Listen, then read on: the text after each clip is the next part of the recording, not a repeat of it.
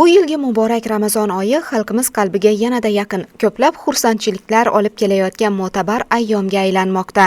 Urganch shahri Navro'z mahallasida istiqomat qiluvchi Otaboyevlar oilasida ham iftorlik dasturxoni yozildi. Ushbu Ramazon oylarini barchalarga muborak aylab, xayrli barakotlardan o'zing barchamizni bahramand aylagin.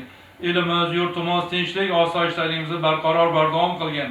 Xalqimiz farovonligi, yurtimiz tinchligi uchun bosh bo'lib turgan davlatimiz rahbarini olib qo'ytirgan xayrli ishlarda o'zing madadkor, o'zing kuch-qudrat oylab, tani badallarni o'zing salomat aylagin. Taqdir taqozosi bilan birinchi guruh nogironi bo'lib qolgan Ergash aka bunday xayrli va saxovatli tadbirlardan juda ham xursand bo'lib, yurtimiz tinchligi, xalqimiz farovonligini tilab, prezidentimizga o'zining chuqur minnatdorchiligini bildirdi.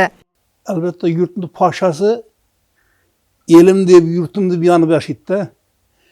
Albatta prezidentdan rozimiz, minnatdormiz.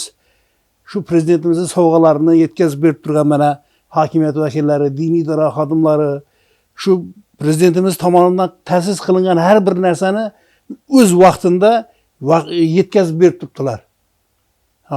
Hurmatli prezidentimizga rahmat.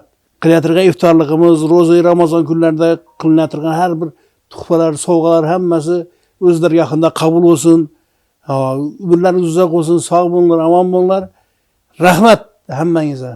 Mana shunday mustaqil yurtimizda inson sha'ni, inson qadr shu darajada ulug'lanyaptiki, mana Ramazonda birorta bir kam ta'minlangan bo'lsin, boquvchisini yo'qotgan bo'lsin, yetim, beva, bechoralardan birortasi chetda qolgani yo'q. Bugungi mana shu xonadonga kelgan xonadonimizda ham birinchi guruh nogironligi bor otaxonimiz bor ekanlar, shu darajada xursand bo'lib, yurtimiz tinchligi, vatanimiz ravnaqi, davlatimiz rahbarini olib qo'ytirgan islohotlarni, bugungi g'amxo'rliklarni eslab, ko'z yoshlar bilan duo qildilar.